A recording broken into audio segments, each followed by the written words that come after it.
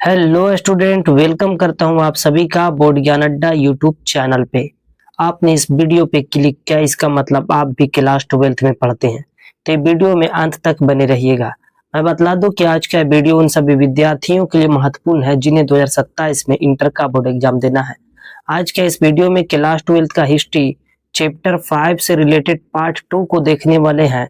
इससे पहले पार्ट 1 को क्लियर करा दिया जा चुका है, तो उसे अगर नहीं देखें तो इस वीडियो के डिस्क्रिप्शन में आपको लिंक मिल जाएगा, आप लोग उसे देख लीजिएगा। मैं बतला दूं कि वीडियो देखने के बाद आपको चैप्टर 5 पूरी तरीके से कंप्लीट याद भी हो जाएगा और समझ में भी आ जाएगा।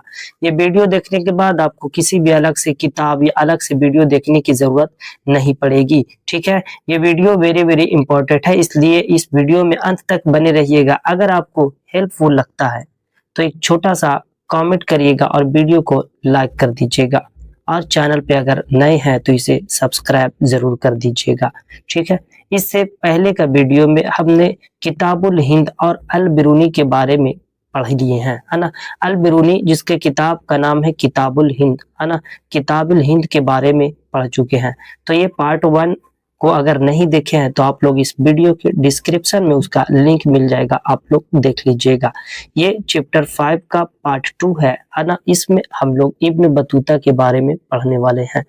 इब्न बतूता एक हठीला और जिद्दी यात्री था। ये इब्न बतूता के बारे में कहा जाता है कि ये जहां भी चाहते थे वहां की यात्रा कर लिया करते थे। इब्न बतूता पर एक सॉन्ग भी निकला है, इब्न बतूता बगल में जूता। मतलब ये कि इब्न बतूता हर समय किसी भी जगह पर यात्रा करने के लिए तैयार रहा करते थे। इब्न बतूता ने जो भी किताब लिखी थी उसे रिहला यानी किताबुल रिहला के नाम से जानते हैं। तो किताबुल रिहला के लेखक कौन है, तो याद रखेंगे इब्न बतूता है ना। इब्न बतूता किताबुल रिहला की रचना की थी और किताबुल रिहला की रचना किए थे, और यह यात्रा वृत्तांत जो है ना अरबी भाषा में लिखा गया है। ठीक है, तो याद रखेंगे आप लोग कि किताबुल रिहला किस भाषा में लिखी गई है, तो अरबी भाषा में, है ना। किताबुल रिहला अरबी भाषा में लिखा गया है। इब्न बतूता के वृत्तांत से हमें बहुत ही रोचक जानकारियां देखने को मिलती है।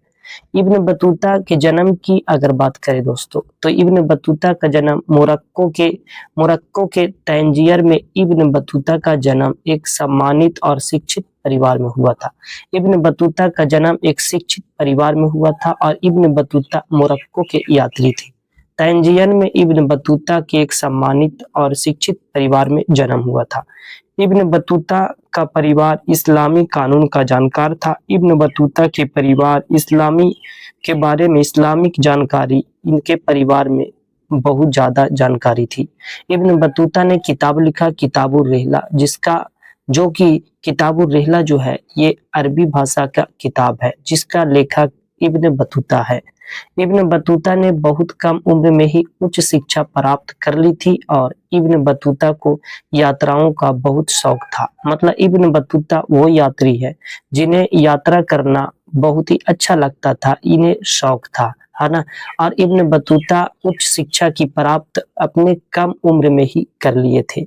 इब्न बतूता मानता था कि किताबी ज्ञान से ज्यादा ज्ञान हमें यात्राओं से देखने को मिलती है। इब्न बतूता का कहना था कि हमें ज्ञान को अगर बढ़ाना है तो हमें यात्रा करना पड़ेगा। यात्रा करने से किताब से भी ज्यादा जानकारी देखने को मिलती है। ठीक है, और इब्न बतूता भारत कैसे आया अगर बात करें तो याद रखेंगे कि इब्न बतूता जो है ये इब्न बतूता भारत आने से पहले इब्न बतूता मक्का, सीरिया, इराक, फारस, ओमान की यात्रा करके आया था।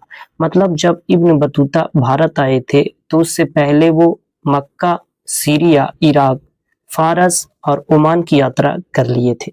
मध्य एशिया के रास्ते होकर इब्न बतूता सन 1333 में स्थल मार्ग से सिंध पहुंचा था। ठीक है, ये सबसे पहले सिंध पहुंचे थे कब, 1333 में। कौन, इब्न बतूता उसने दिल्ली के सुल्तान मोहम्मद बिन तुगलक के बारे में सुना था। दिल्ली के सुल्तान थे जिसका नाम था मोहम्मद बिन तुगलक। इब्न बतूता सुल्तान से एक बार मिलना चाहते थे। इब्न बतूता का मानना था कि यात्रा करने से हमें ज्ञान में वृद्धि होती है। इब्न बतूता ने एक बार मोहम्मद बिन तुगलक दिल्ली के सुल्तान जो थे उनके बारे में सुना था और इन्हें लगने लगा कि अब हमें किसी भी तरीके से हमें सुल्तान से जाकर एक बार मिलना चाहिए। इब्न बतूता ने दिल्ली की ओर प्रस्थान किया और इब्न बतूता को हुनर देखकर सुल्तान तुगलक ने उसे दिल्ली का न्यायाधीश नियुक्त कर दिया। इब्न बतूता के पास में इतनी अच्छी ज्ञान थी कि इन्हें जो है ना मोहम्मद बिन तुगलक ने इन्हें अपने क्षेत्र का न्यायाधीश नियुक्त कर दिया। इब्न बतूता न्यायाधीश के पद पर कई सालों तक रहा था। तो इब्न बतूता को न्यायाधीश नियुक्त किसने किया था? तो याद रखेंगे सुल्तान तुगलक ने, ठीक है। और इब्न बतूता ने सुल्तान का विश्वास खो दिया और फिर उसे जेल में डाल दिया। इब्न बतूता ने सुल्तान को विश्वास को खो दिया और फिर उसे जेल में डाल दिया था, यानी जेल में कैद कर दिया। ठीक है दोस्तों, तो वीडियो अगर आपको हेल्पफुल लग रहा है तो इसे लाइक कर दे और चैनल पे नए हैं तो सब्सक्राइब कर दे और इसे अपने दोस्तों में ज्यादा से ज्यादा शेयर कर दे। ठीक है दोस्तों, तो वीडियो में अंत तक बने रहिएगा।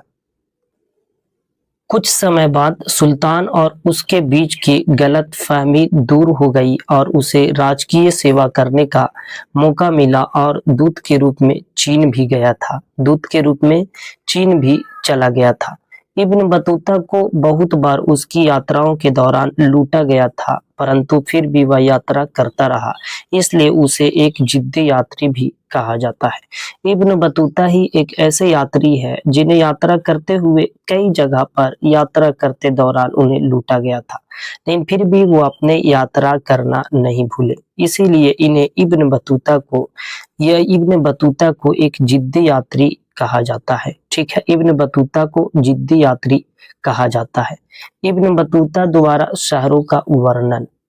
इब्न बतूता जब भारत आया तो वे भारत के बाजार में घूमा। इब्न बतूता ने भारतीय शहरों को अवसर से भरा पाया। इब्न बतूता जब आए तो ये मार्केट बाजारों में घूमा और जब ये घूमा तो इब्न बतूता ने भारतीय शहरों के अवसरों से भरा पाया। इब्न बतूता ने बताया कि अगर किसी के पास कौशल है और इच्छा है तो इस शहर में अवसरों की कमी नहीं है। ठीक है, ये इब्न बतूता ने कहा था। शहर घनी आबादी वाले और शहर जो है शहर घनी आबादी वाले और भीड़ भाड़ वाले थे। सड़कें बहुत ही चमक दमक वाली थी। बाजार बहुत ही रंग बिरंगे एवं सुंदर थे। यहाँ के बाजार अलग अलग प्रकार की वस्तुओं से भरे रहते थे। मतलब इब्न बतूता जब यात्रा किए तो वो बाजार भी जाकर घूमे और वहां देखे कि बाजार की सड़कें बहुत ही चमक दमक वाली थी और यहाँ अलग अलग प्रकार के वस्तुएं भरे हुए थे। अलग अलग प्रकार की वस्तु बिक्री हो रही थी। और इब्न बतूता ने दिल्ली को एक बड़ा शहर बताया। इब्न बतूता ने दिल्ली को एक बड़ा शहर बताया और यह भारत में सबसे बड़ा है। इब्न बतूता बताता है कि दौलताबाद भी दिल्ली से कम नहीं था और आकार में दिल्ली को चुनौती देता था। मतलब इब्न बतूता कहते हैं कि दौलताबाद दिल्ली से कम नहीं है और इसकी आकार दिल्ली की चुनौती देता है। दिल्ली के आकार इतना बड़ा है। बहुत सारे बाजारों में मंदिर मस्जिद दोनों होते थे। इब्न बतूता ने बताया कि बहुत सारे बाजारों में मंदिर भी थे तो एक तरफ मस्जिद भी। इब्न बतूता ने बताया कि भारत में मलमल का कपड़ा महंगा था और केवल धनी आदमी ही उसे पहना करते थे। इब्न बतूता यात्रा के दौरान देखे मलमल के कपड़ा बहुत ही ज्यादा महंगा हुआ करता था और उसे केवल धनी आदमी ही खरीदा करते थे और पहना करते थे। मतलब जब महंगा वस्तु है तो उसे कोई गरीब तबके के लोग उसे खरीद नहीं पाते थे। जब भी खरीदते थे तो उसे केवल धनी ही व्यक्ति खरीदते थे और वही पहना करते थे। इब्न बतूता द्वारा संचार प्रणाली का वर्णन। डाक व्यवस्था से गुप्तचरों की खबरें मात्र 5 दिनों में राजा के पास पहुंच जाती थी। तो डाक व्यवस्था से गुप्तचर खबरें, जो भी गुप्त खबरें हुआ करती थी, वो राजा के पास बहुत ही जल्दी पहुंच जाया करते थे, सिर्फ और सिर्फ 5 दिन के अंदर। अश्व डाक व्यवस्था। वीडियो में अंत तक बने रहिएगा। अश्व डाक व्यवस्था को उलुक भी कहा जाता था और इस व्यवस्था में हर 4 मील पर राजकीय घोड़े खड़े रहते थे और घोड़े संदेश लेकर जाया करते थे। मतलब यह है कि अगर संदेश भेजना है, यहाँ से एक घोड़ा पे रखा और 4 मील की दूरी पर एक घोड़ा यहाँ है, ये यहाँ से यहाँ पहुंचाया, फिर यहाँ से घोड़ा है यहाँ पहुंचाया, ये घोड़े यहाँ गए, ये घोड़े फिर यहाँ गए, फिर राजा के दरबार में चला जाया करता था। ठीक है, इस तरीके से संदेश एक स्थान से दूसरे स्थान पे चल जाया करता था। पैदल डाक व्यवस्था, इस व्यवस्था में प्रत्येक मील पर 3 अवस्थान, यानी अवस्थान मतलब रहने ठहरने का स्थान होते थे, जिन्हें दावा कहा जाता था। पैदल अगर कोई व्यवस्थी यानी पैदल अगर कोई भी व्यक्ति यानी डाक व्यवस्था अगर डाकिए कुछ भी वस्तु को एक स्थान से दूसरे स्थान पे पहुंचाता है, तो उसे पैदल जाने में अगर किसी भी प्रकार की दिक्कत कठिनाई ना हो, इसलिए उसे ठहरने रहने के लिए एक स्थान होता था जिसे दावा कहा जाता था। ठीक है, जिसे दावा कहा जाता था। ठीक है दोस्तों, तो वीडियो में अंत तक बने रहिएगा। अगर अच्छा लग रहा है तो एक छोटा सा कमेंट करें और लाइक जरूर कर दीजिएगा।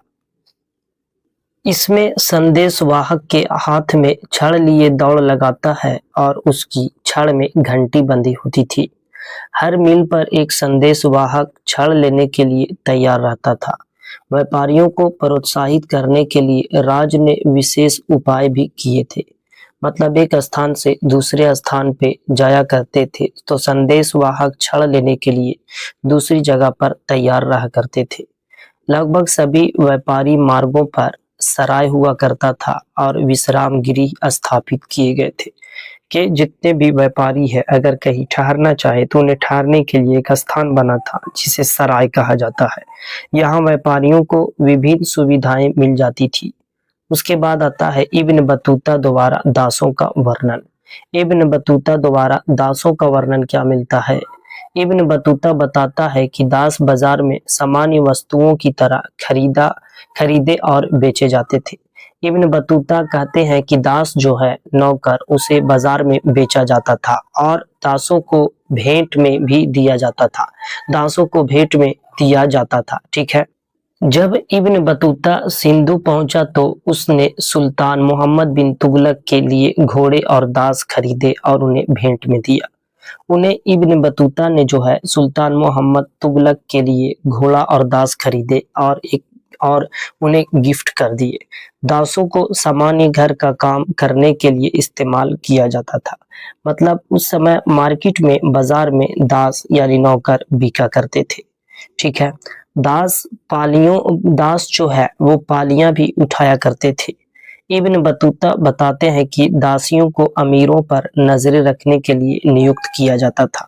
दासियां संगीत और गाने का भी काम किया करती थी। इब्न बतूता बतलाते हैं कि दासी जो हुआ करती थी वो अमीरों पर नजर रखती थी और संगीत और गान भी किया करती थी। दासी का काम था अमीरों पर नजर रखना, संगीत गाना आना, संगीत करना, गाने गाना। ठीक है, और ये कार्य किया करती थी। और लगभग 1500 ईसा पूर्व लगभग 1500 ईस्वी में आना लगभग 1500 ईस्वी में भारत में पुर्तगालियों के आगमन के बाद उनमें से कई लोगों ने भी भारतीय सामाजिक रीति रिवाज और धार्मिक प्रथाओं के विषय में विस्तृत वृत्तांत लिखे थे। मतलब 1500 ईस्वी में भारत में पुर्तगालियों का आगमन के बाद उनमें से कई लोगों ने भारतीय सामाजिक रीति रिवाज और धार्मिक रीति प्रथाओं के विषय में विस्तृत वृत्तांत लिखे हैं। तो मैं बतला दूं कि पुर्तगाली यात्री 1498 में भारत आए थे।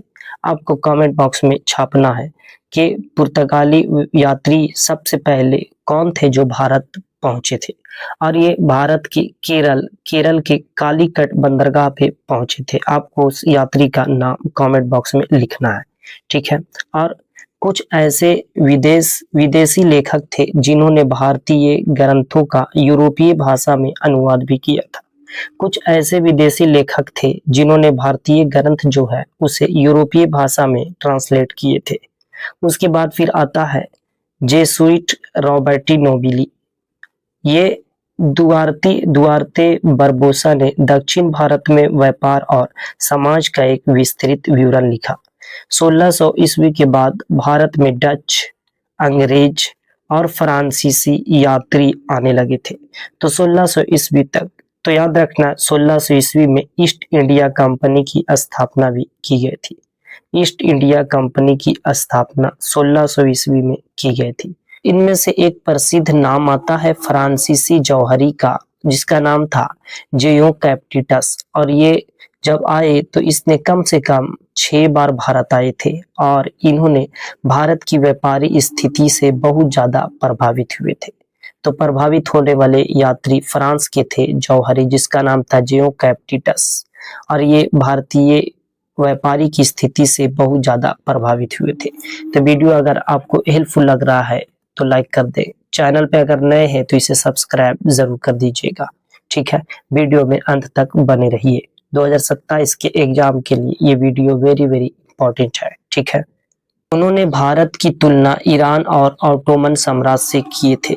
उन्होंने जो है भारत की तुलना ईरान और ऑटोमन साम्राज्य से किए थे। तो दोस्तों ये था आज का वीडियो। अगले पार्ट में हम लोग फ्रांसवा बर्नियर के बारे में पढ़ेंगे, जो कि बहुत ही इंपॉर्टेंट फैक्ट है 2027 के एग्जाम के लिए।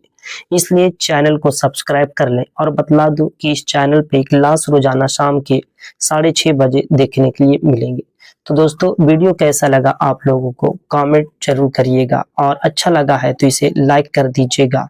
चैनल पे अगर नए हैं तो इसे सब्सक्राइब जरूर कर लीजिएगा। अपनी तैयारी को बेहतर बनाने के लिए इस चैनल के साथ जरूर से जरूर मिले, तो जरूर से जरूर इस चैनल के साथ जुड़ें। तो मिलते हैं अगले पार्ट में, तब तक के लिए पढ़ते रहें, मस्त रहें, स्वस्थ रहें। जय हिंद, वंदे मातरम।